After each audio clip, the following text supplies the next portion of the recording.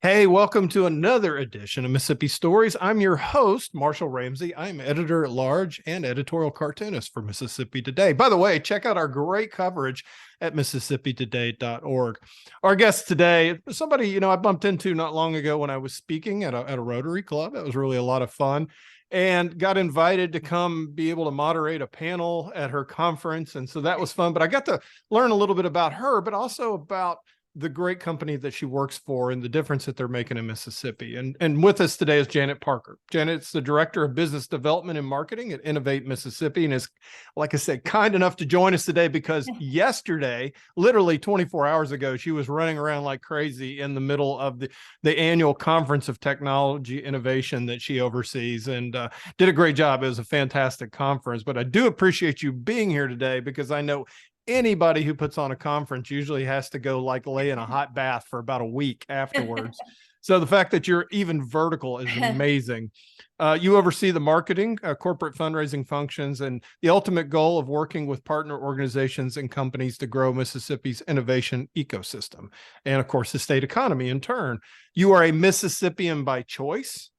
And I think that's important because I think a lot of people think that that the only people that are making a huge difference are people that are born here, or that the people that are born here want to get away from here. But there are some people like you and me both that moved here and like it well enough to stick around for a while and try to make a difference. But you do make a difference.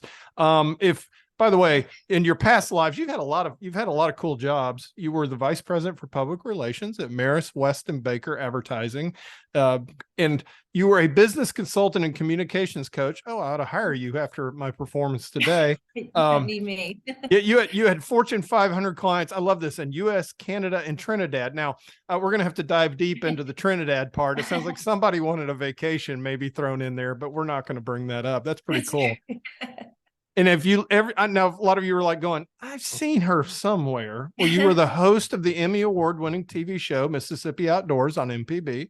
And you've been on TV commercials, radio ads, which I guess they wouldn't recognize your face from radio ad, and print promotions. You've also had an 11-year career as an award-winning pharmaceutical sales representative. In 2012, you were named one of the businesswomen in Mississippi, one of the top businesswomen in Mississippi by the Mississippi Business Journal. And you also have two amazing kids. So yeah, you live a pretty full life, Janet. Thank you for joining us. Thank you.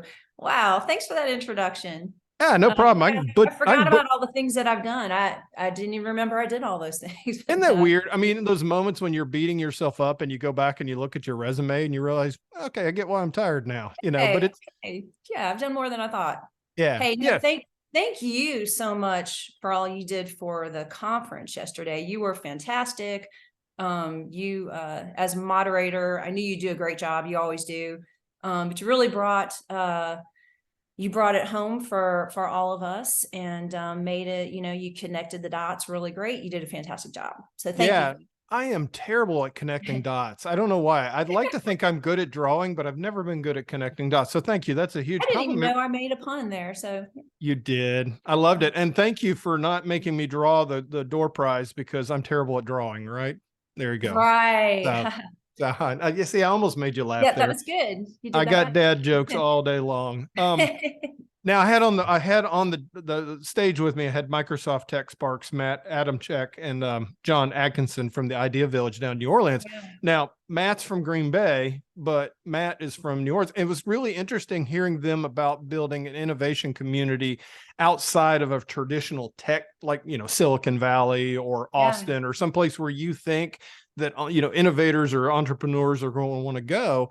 They went where they wanted to go, and they created something special. And I thought that was a really important message for people in Mississippi to hear.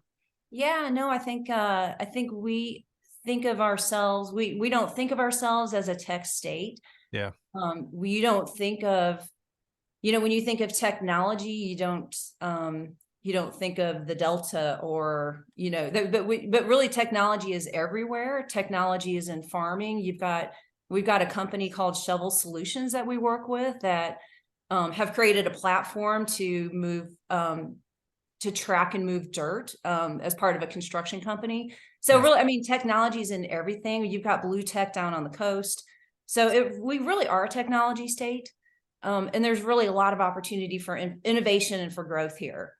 Yeah, And I liked having, John and Matt come and talk about their experiences in other places. And there were really a lot of things that we can learn from them.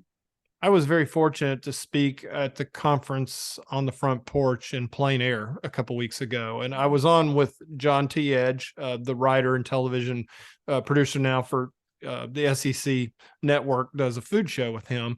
And also, but I mean, even more importantly, Robert Davis from Seaside. And I think I mentioned that yesterday. But anyway, Robert, literally inherited 800, scrubby acres of sand, from his grandfather, and he turned it into Seaside, Florida. Talk about, boy, that's just an incredible story. And he created a movement, when he did that development. But I think a lot of it was built around the fact of community and sitting on a front porch and connections, and something that I think we all discovered after pandemic, how important that is, right? And so I felt like, yesterday we were sitting there in that room making connections, and this has become our front porch, right? So yeah, the phone, that's how we could, right. Social media. Like we are here on Zoom and on this, even on this call. Right. Yeah. Right. So, I mean, at the end of the day, why not Mississippi? Because really, we are as good as storytellers as there is anybody on the planet. Why not tell it from here? And like you said, with technology now, I mean, I'm sitting in my kitchen with better internet, or as good internet as I have in my office, because thanks to fiber. So as long as I have fiber, I can do what I need to do wherever I need to do it. And that is a real plus. We have the tools to do greatness here. We just got to do it. That's right. And I think the challenges we face here create opportunities. We just have to be open to that and not afraid to reach out and try new things. And the pandemic definitely ushered in, some new ways we can communicate and connect. I mean, we're doing this through Zoom. Yeah. And some of our companies, like Labaki is a virtual reality content creation company. They really, the pandemic really ushered in opportunities for them in terms of, creating platforms for distance learning, creating platforms for corporate training. So it's really, when bad things happen, you can make good things come from that. So our challenges really, really drive us forward, I think. Yeah, I think I agree with you on that. I mean, it's amazing how, because I remember I had a cartoon go viral and I ended up on CNN. I had to go into a studio and do a live satellite shot, and I did Fox and Friends, and I had to do it via Skype, and that was so clunky. And now with Zoom, it's really no big deal, except for you and me, and I can't, when the microphone won't work, that sort of thing. But I mean, we do have our glitches, but you're right. It's amazing how fast our world has changed in 2 years.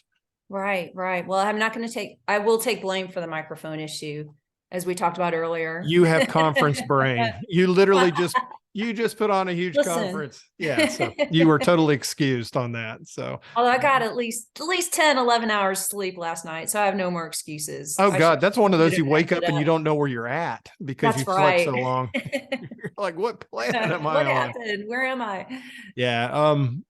Well, like I said, the conference was fantastic, and we'll talk a little bit more about that. I really want you to dive into what Innovate Mississippi does, because like I said, one of the things, and I can tell you this just from my experience of being out in classrooms and driving around the state and visiting around, is that we have some of those talented kids in the state that I've probably ever met. But sometimes they lack the belief that they can do amazing things. And I know that's kind of part of your mission too. And so just getting people to believe, and at the end of the day, in a Ted Lasso way. Yeah, no, I totally we agree with you on that. It's well, we like to say we're kind of like the Shark Tank for the state. I think that's really the easiest way to describe what we do. We're not Shark Tank, but we're kind of like the Shark Tank, and where we work with early stage entrepreneurs, startups. If you have an idea for a company, we help you turn that idea into a company. So we take them through that process. I don't actually do that. We have an entrepreneurial development team. Yeah. They work directly with, you come in, you've got an idea for a business. We coach you one-on-one. We then connect you with the resources that you need to help grow that grow that idea. Mm-hmm. You know, whether it's a marketing, whether it's legal, you know, whatever your needs are. And then we connect them to early stage capital. So we really help, you know, it's not just we share ideas, we help you actually build that idea into a company, get that into the market, hire people, you know, create jobs for people. So, but it's not really only entrepreneurial development. We're ecosystem builders. Yeah. And when I say that, I mean for the whole state. And like you talked about, the belief and, you know, just having the courage and confidence that, that you can take this idea that you have, this crazy idea, turn that into something more. There's really, you know, we help give people that, that confidence that they can do that. And we connect with partners all around the state. We work with all of the universities very closely. All the universities, you know, amazingly work really great together. And that kind of thing has grown. The collaboration has grown over the last several years. So yeah, it's a lot of fun. I feel like we're doing really great things for the state, and it continues to gain momentum, continues to grow. Yeah, it's amazing. Going back to, once again, the pandemic and how it changed how everybody works. And of course, you know, we had that really tough moment when a lot of people were laying off and a lot of people were having to go out and hustle and do gig economy and everything else. I mean, entrepreneurship is definitely, I mean, the way we work now, even going into the office, has changed. And so entrepreneurship is on the rise. And so I would think that what y'all do is getting more important by the day. Oh yeah. Yeah. No, and I think there's more recognition around that, in terms of our state leadership. You know, we're definitely getting more resources, you know, to help us grow this ecosystem. Yeah. Okay. So what are the components of an innovation ecosystem? Because I mean, that sounds great, but some people may not know what that means. Yeah. And I think one of the things that, you know, the speakers hit on yesterday was that sense of place, you know, giving entrepreneurs, you know, that a way that they can grow, and, you know, having support systems like Innovate Mississippi, to help you take that idea and turn it into a company, having a place you can actually locate. Like, if, for example, Mississippi State University, their East Center has done a fantastic job with kind of connecting the university to the town. And Ole Miss and USM and Jackson State, great too. But just as an example, they have kind of incorporated the, you know, local resources to provide locations for the companies to move into and then grow. Glow is an example. Oh, huge. Yeah. I've interviewed Hagen and Anna on this a couple times, and they're just amazing. And what's so beautiful about what they've done is that they've turned around and they've built in downtown Starkville, and they're giving back to the community. So, you know, you've got these cradles, these places of incubation, but it's going to end up turning around to help the economy and help the local economy too. Yeah. Yeah. And we really, we just all need to come on board. And by we, I mean, Innovate, the universities, but also, you know, our leadership in the state. And I think they really have, but our corporations, industry, you know, really everybody can be a part of helping to support this and support these entrepreneurs. You know, we had talks yesterday on just, you know, different things companies are doing to attract young people and keep them here. And we often talk about the entrepreneurial mindset. So even if you work for Forvis or C-Spire or AT&T, a big company, maybe you're not like technically an entrepreneur, but you can have the entrepreneur mindset, but within your company, which is just people with an entrepreneur mindset look for opportunities. They identify challenges, and instead of complaining about it, come up with the ways to fix them. Yeah, but complaining so much fun, Janet. But you know that. Hey, I'm not saying I never do that. But yeah, you're right. And I think about, my career in, 2010, I was made part-time. I suddenly had half my day. So I got a radio show, and then came out with books and then started speaking. And, I'd never really had to be an entrepreneur before as an artist, but then suddenly I had all this time and this need for income, and it's amazing. And now that I'm back, I'm working with Mississippi Today, which is an amazing success story and an entrepreneurial setting in its own right, because they rose up out of a news desert, with the cuts to the news industry. But still, it's just fun. My job now, I get to do all kinds of different things and try different things. And it's a lot more fun to have it can be scary at the same time, because it's not a certain paycheck every week. Well, I mean, my job is, but being an entrepreneur isn't, it's 24/7, but it's so powerful and so enabling. Well, yeah. What you said about the paycheck, that's important to think about. It's, it's a lot to ask somebody to, how do you manage all that? How do you keep your day job and build this other company on the side? And at some point, you've got to make that transition. You've got to have, kind of jumping off a cliff a little bit, but you got to get the boat close to the dock. Yeah. We're the net to catch you. Yeah.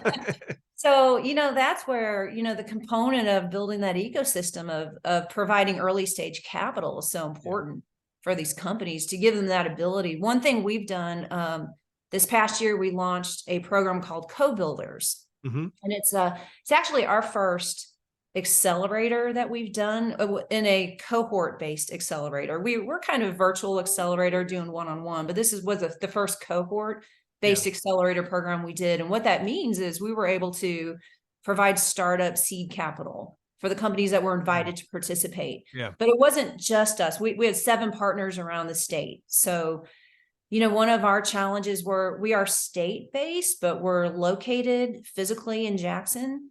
So we need more people with feet on the ground all around the state. So we have contractual partnerships. Oh, cool. And they all located entrepreneurs in their area, people we never would have even known, invited to come participate in this cohort. And we need more companies to get involved with us with that, to provide support for these entrepreneurs. So all of our fundraising went directly to provide seed funding for those companies, which they need. And we're growing that this year, and we're getting more resources from the state, which we appreciate. And that's, it's going to be bigger and better this year. I like hearing that about the state, because there's always, there's been a mindset, particularly pre-NAFTA, that, the only way that Mississippians are going to be able to have jobs is to have the local factory making socks or whatever, and you go work and you get $10 an hour. Back then, that was real money. And, and then suddenly that went away. And so, and it is great. Every time you get a big, plan in, gosh knows how the Nissan plant changed, Madison County, for instance. It can change lives and it can change the world, but it's still nice to be able to create these destinations. And I think you touched on that sense of place thing, and I keep coming back to that in my brain. Like Matt lives in Green Bay, and he lived out in Seattle, and he likes Seattle, but he grew up in Wisconsin. And so now he gets to go back and actually be able to afford owning land in Wisconsin and to be able to have a good quality of life. And John can get out in the Gulf of Mexico and go paddle boarding and, and all that, because he loves New Orleans and all.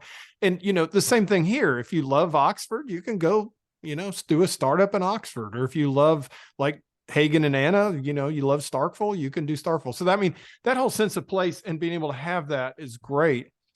And the other thing about having the corporate partners, and I'm glad to hear that, is because that provides mentors, doesn't it? Is being able to find, for entrepreneurs, being able to find somebody that can help them avoid some of the mistakes along the way. Oh yeah. And our mentors, we've got such a great group of mentors. They really invest their time. They really care. And I think that's, in our staff, our team, we actually truly care. It's not just a job. And that's how, the mentors, but we need more. We definitely need more mentors, more, even corporate financial support in terms of sponsorships. All that goes into this, feeding this and helping this grow. So well, you and I are probably at similar points in our lives, in our career. Our kids are about the same age and everything else. And I think I mean, come on, 11 years as, pharmaceutical rep, you drove a lot of miles. I mean, and you put a lot of wear and tear on yourself. I mean, you work like crazy to get to a certain point, and then it's nice to be able to give back, Yeah. and you get to do that a lot with your job. And I know you enjoy that. I do. I do. I think really of all the jobs I've done, this is my favorite. It's the most meaningful to me. And I enjoy my role in, Yeah. Where I get to help tell their stories. And I get a lot of feedback from people in terms of, like, even this morning, I got a text from a friend of mine who went to the conference, her first time ever to go. Mm-hmm. And she basically said it really changed her, not her life, but I'm not going to be that big. But it changed her, it opened up some things for her that she didn't even realize existed. Yeah.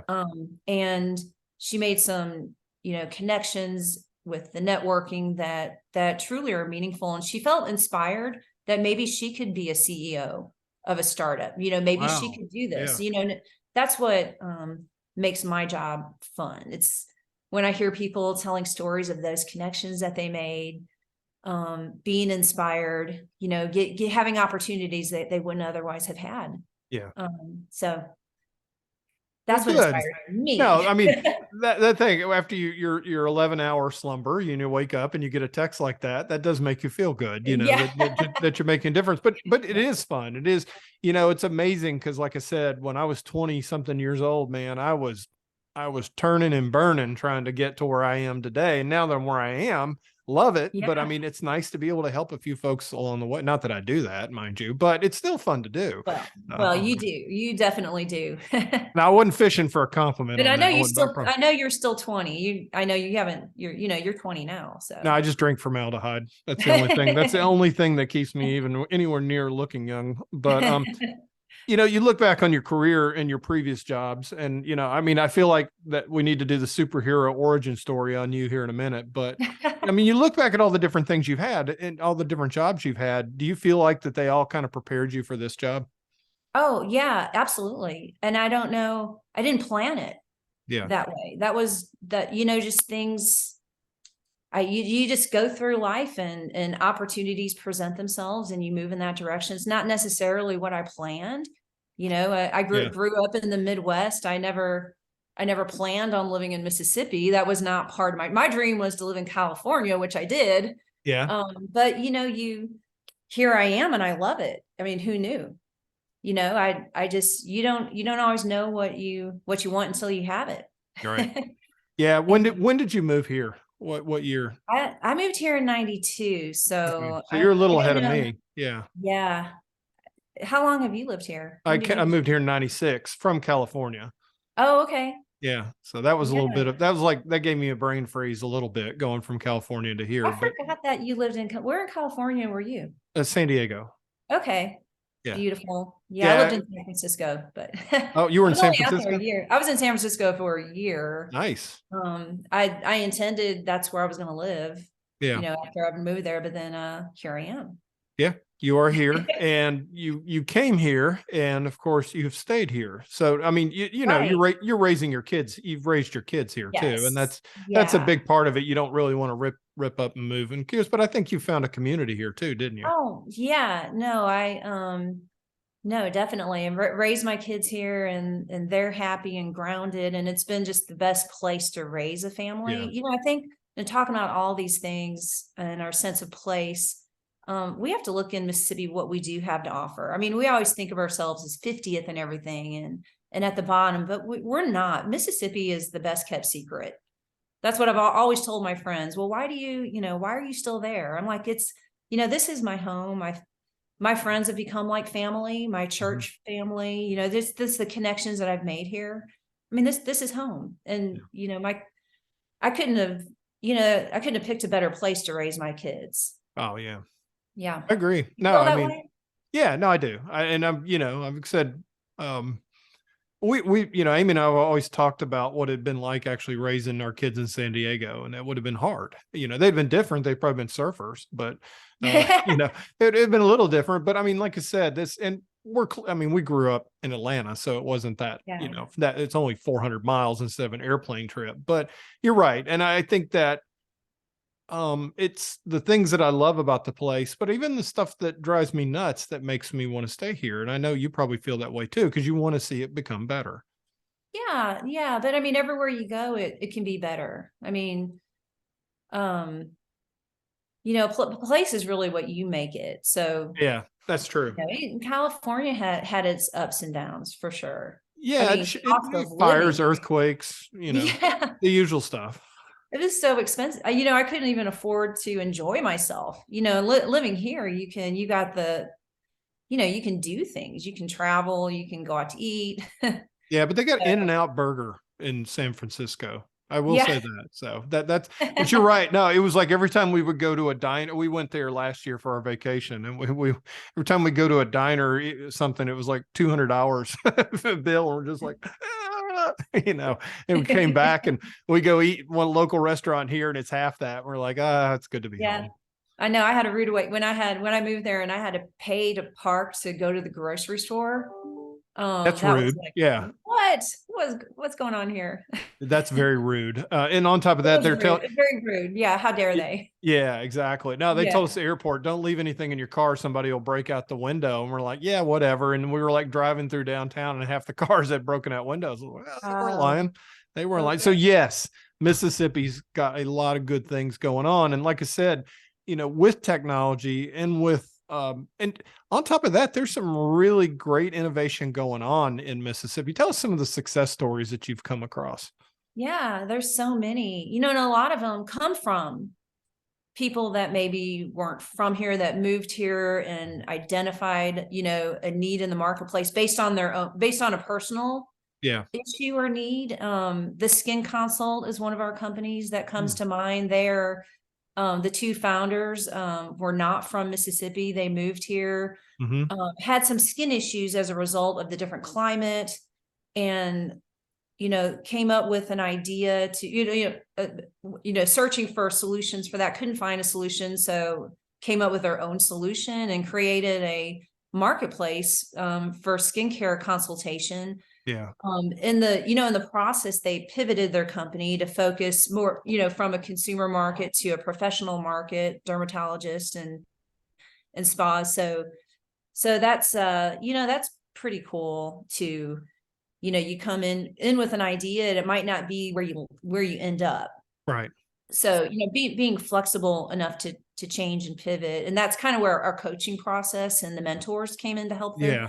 and going through co-builders. And but yeah, no, there's a lot of ideas like that. Another company, Time Touch Take, they've got a prescription or a medicine dispensing unit that she created as a Mm-hmm. result of being a caretaker for an elderly relative who was blind, Mm-hmm. couldn't be there all the time, and was, the medicine was getting messed up, Yeah. and that was creating health issues. So she created a device and thought, well, other people could use this. So we're helping her get that to market. So she's been part of co-builders as well. I love stories So like that. And, and yeah, like I said, I've mentioned Hagen and Anna, but the fact that that Hagen invented this circuit to make, little glow cubes glow up, light up when they hit water. And then they get an email from a parent whose child, is autistic and is soothed by these ice cubes in the bathtub, and they create toys on that. Now they have a contract with Sesame Street. So, I mean, that's the beauty of entrepreneurship, is the fact that, as long as you don't fall in love with something that's not working, that's the downside. Don't ever do that. But I love those stories, of people that literally can see a need and figure out a way to meet it. And it's great that you get to be part of it. Yeah, it's not necessarily like a technology necessarily. If Right. it's it's the, a device it's a scalable idea. Right.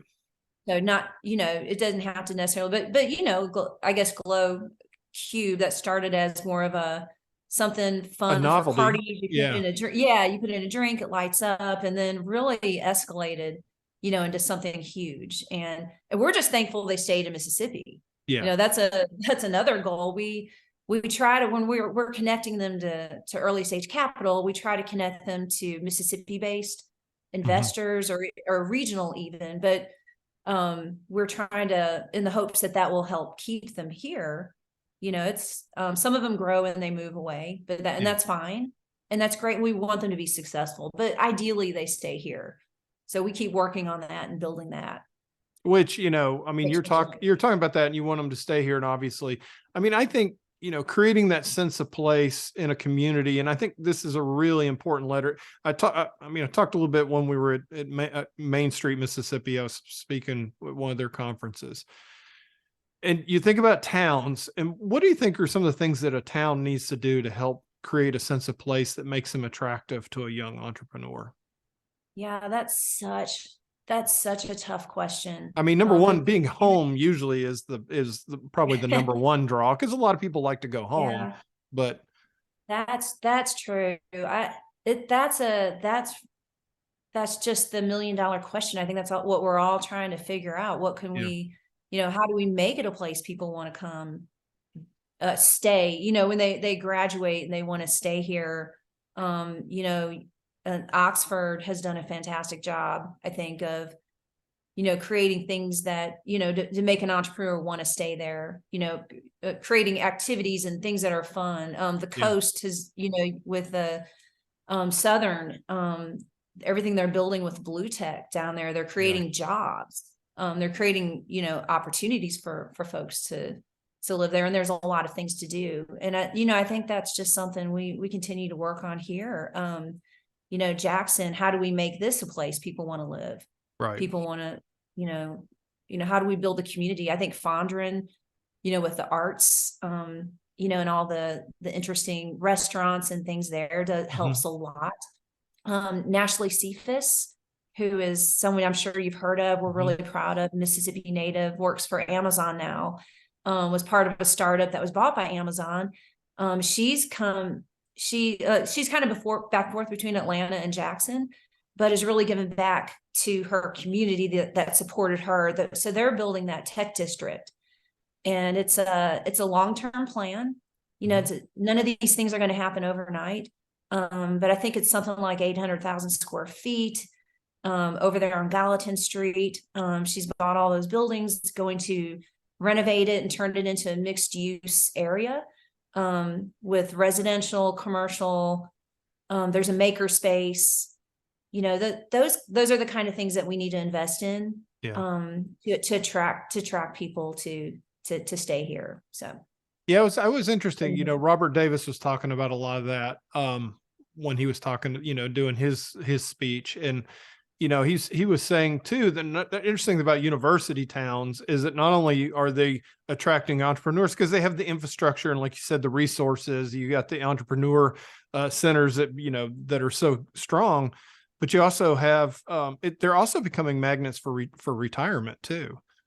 That when people get older, they want to go live near a university because they can go audit a class or they can go to an event that's at the university and stuff like that. So anyway, that's just a fascinating aspect too on this. But like you said, I think on sense of place, you know, I think it would be nice because brain drain is obviously an issue. I think there's a lot of mamas out there that like to see their grandbabies more, you know, that the fact that they're not 5 states away, you know, that sort of thing. But you know, if we give kids a reason to come back or stay here, then that's a good thing. Yeah, no, absolutely. That's absolutely always top of mind for us. Yeah. As we do the work that we do. Well, and part of it, you know, in my world, it's telling those. So, and you too, it's telling those stories. Right. You're definitely a Mississippi storyteller. You know, I do that in my role with, you know, telling the startup stories. That's an important part of it because, you know, people in Mississippi need to feel proud of where they live, need to feel proud of this and know that there's a lot more going on than you may even realize. And we'd love for them to plug into the things that we're doing. Yeah. And you're obviously doing a great job of, you know, spreading that message and getting those stories out there as well. So. Well, this is the part of the interview where you can tell people how they can get connected with you. Well, we love that. We love that. Lots of ways. You can always call me at you want me to just give out our phone numbers and our Yeah, you can do phone numbers and email 601. addresses and all that good stuff. We got time. Yeah, okay. You can call me. I'd love Yeah. to have a conversation with you. I'm at 601-960-3611. I love to talk to people Mhm. about their ideas and how I can help connect them. We all do. Yeah. You can call or you can go to our website, which is innovate.ms, and you can join our newsletter. We send out a monthly newsletter. We will keep you updated on all of our events. We have Connect, which is a really cool event we started last year after the pandemic. Actually started before the pandemic, had to pause, came back to it, but it's an extension of our Accelerate conference, the networking part of that, because that was always the part people talked about, the networking. So we have a monthly meetup called Connect. We just gather everybody together. We send an email saying, hey, we're all meeting here at this time, this place. And it's really been a lot of fun. So but if you join our newsletter, you can get all that information. Janet, thank you so much for taking valuable time out of your day off and getting to rest to do this today. This has been a great conversation. Well, this was fun. I appreciate the opportunity. It's great to talk to you, Oh, Marshall. Thank you for all you did to make our conference great. it was a fun day. It really And was. hey, and you should plug your book real quick too. Your book is great. Oh, well, thank you. Yeah, I have, You should plug your book right now. yeah. Why not? I've already talked about myself enough already, but no, I have a cartoon book. It's out there. Trust me. I've got many of them in a storage warehouse. If anybody wants one, I would love to get rid of them. So they're great. So Janet, thank you. They're great. Yeah. Thank you, Marshall. Thank you.